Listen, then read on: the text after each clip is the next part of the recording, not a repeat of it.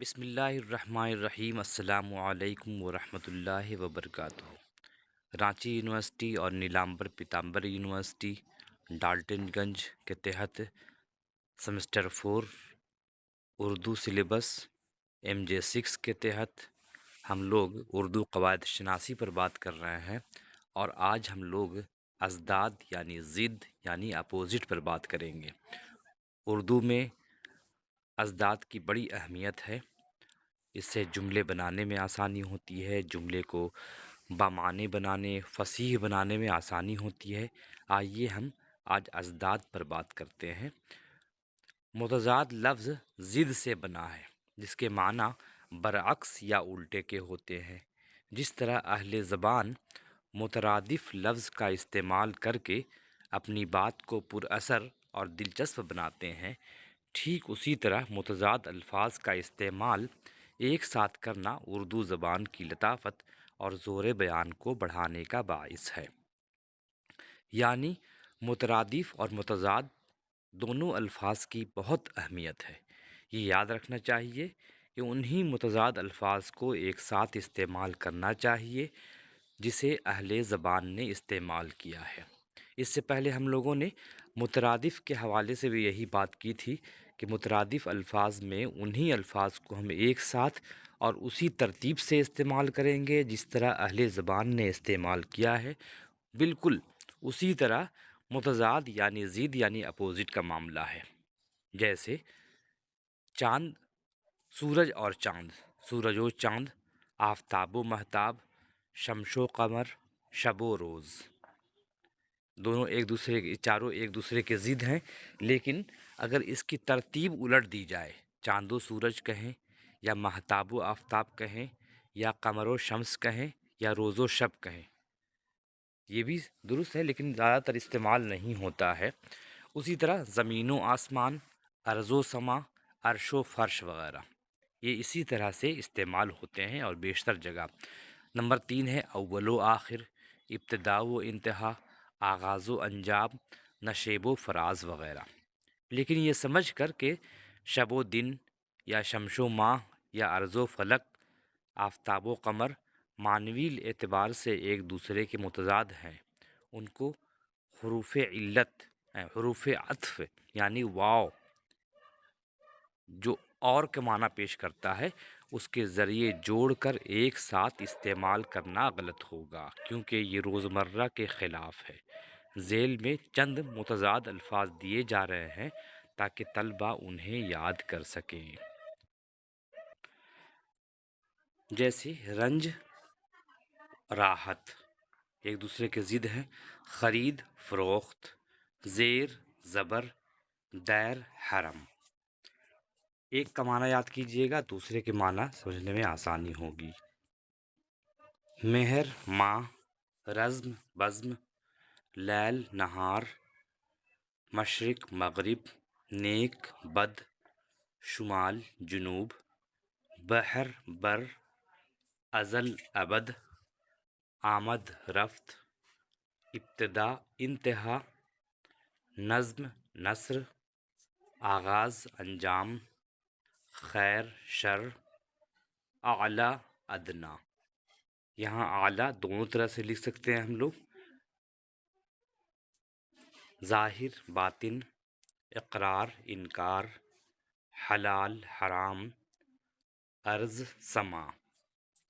حسن، قبح، استاد، شاگرد، تحریر، تقریر، الفت، نفرت، اصغر، اکبر، جنت، جہنم، صغیر، کبیر، بہشت، دوزخ، قریب، بعید، لطیف، کثیف، خلوت، جلوت، پیری، شباب، ازل، ابد، سست، چست، نور، ظلمت، عروج، زوال، بحر، بر، خرد، جنون، حسن، قبح، خرد، کلاں، زیر، زبر، امام، مقتدی۔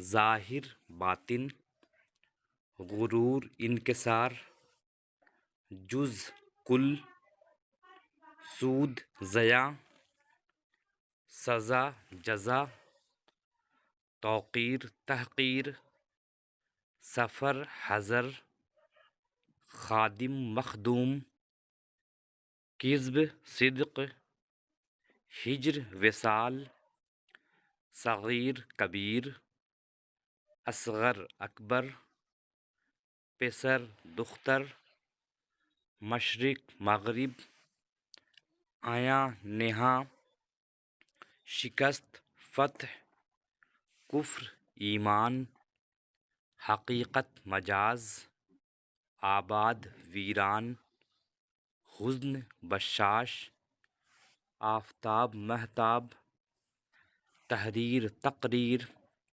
شمس قمر، خارج داخل، حبیب رقیب، ترقی تنزلی، حلال حرام، قلیل کثیر، سیاہ سفید، گل خار، شمال جنوب، لاغر فربا، بلند پست، فانی باقی، بہار خزاں، فنا بقا، عالم جاہل، بینا نابینا، پختہ خام،